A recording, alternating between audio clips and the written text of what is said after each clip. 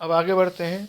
अब कुछ special reserves हैं, उनकी बात करते हैं। दो रिजर्व्स हैं, एक है वर्कर कंपनसेशन रिजर्व या वर्कर कंपनसेशन फंड भी कहते हैं, और दूसरा है इन्वेस्टमेंट फ्लक्चुएशन फंड या इन्वेस्टमेंट फ्लक्चुएशन रिजर्व भी कहते हैं। तो पहले हम बात करेंगे वर्कर कंपनसेशन फंड की। वर्कर कंपनसेशन फंड क्या है?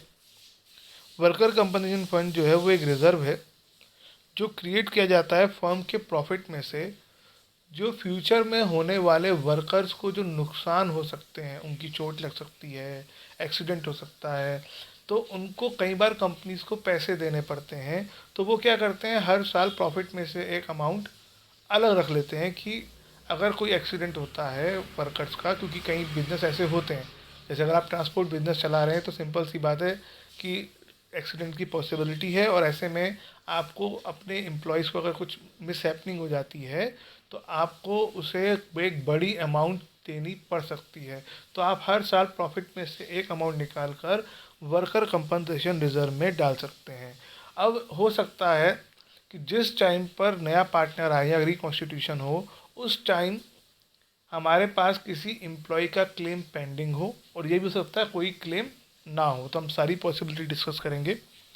पहली पॉसिबिलिटी है कि अगर कोई क्लेम नहीं है, सपोज कर लेते हैं कि वर्कर कंपनसेशन फंड हमारे पास 20,000 का है और हमारे पास कोई क्लेम नहीं आया है, तो ऐसे में क्योंकि ये अनडिस्ट्रीब्यूटेड प्रॉफिट है, हमने हर साल प्रॉफिट का एक हिस्सा इसमें डाला हुआ है जो इतने सालों से हो रहा था, जो अगर हम ये इसमें नहीं डालते तो ओल्ड पार्टनर्स को मिलता।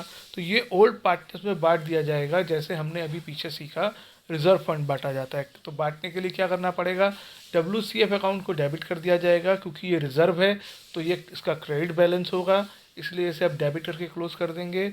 और क्योंकि ये प्रॉफिट है तो इसे बांटने से पार्टनर्स की कैपिटल बढ़ जाएंगी, इसलिए two old partners capital account आ जाएगा। दूसरा केस है कि अगर क्लेम हो वर्कर कंपनसेशन फंड में, तो अगर क्लेम होगा तो तीन पॉसिबिलिटी हैं। पहली पॉसिबिलिटी है कि क्लेम जो है वो WCF के बराबर में है, बराबर हो, WCF भी 20,000 है, क्लेम भी 20,000 है। दूसरी पॉसिबिलिटी है,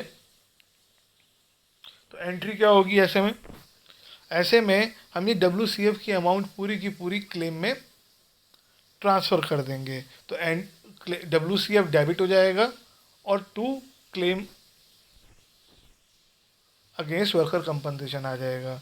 आपको ये ध्यान रखना है कि WCF जितना भी आपको गिवन है, आपको उसे अपनी बुक से हमेशा के लिए हटा देना है, चाहे कोई भी केस हो। अभी हम और भी केसेस पढ़ेंगे। तो WCF क्योंकि 20,000 का है तो वो 20,000 से डेबिट होगा ही होगा, बाकी चीज़ें कुछ भी होती रहें। अब नेक्स्ट केस क्या है, नेक्स्ट केस क्या है कि WCF तो ठीक है हमारे पास, क्लेम WCF से कम है। WCF 20,000 है, क्लेम सिर्फ 15,000 है।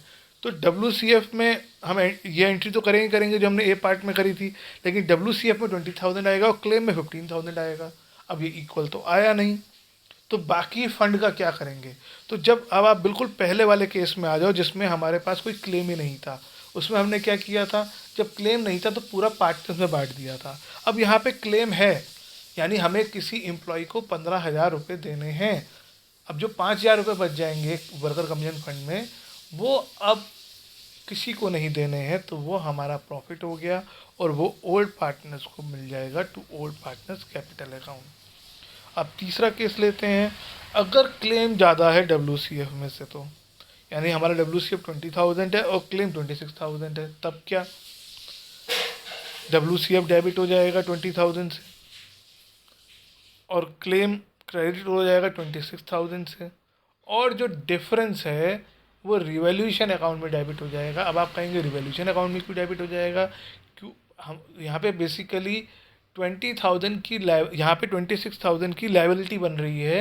20,000 की लायबिलिटी तो हमने WCF से बना दी, बाकी 6,000 की लायबिलिटी और बनी, जिसके लिए हम रिवॉल्यूशन अकाउंट को डेबिट कर देंगे, क्योंकि हमारी लायबिलिटी बढ़ गई। आपको अगर लायबिलिटी तो सर सब में बढ़ रही थी, लेकिन लायबिलिटी बढ़ नहीं रही थी, लायबिलिटी कन्वर्ट हो रही थी। यहाँ पे 20,000 की लायबिलिटी 26,000 में कन्वर्ट हो गई, तो 6,000 का जो डिफरेंस है वो रिवॉल्यूशन में चला जाएगा।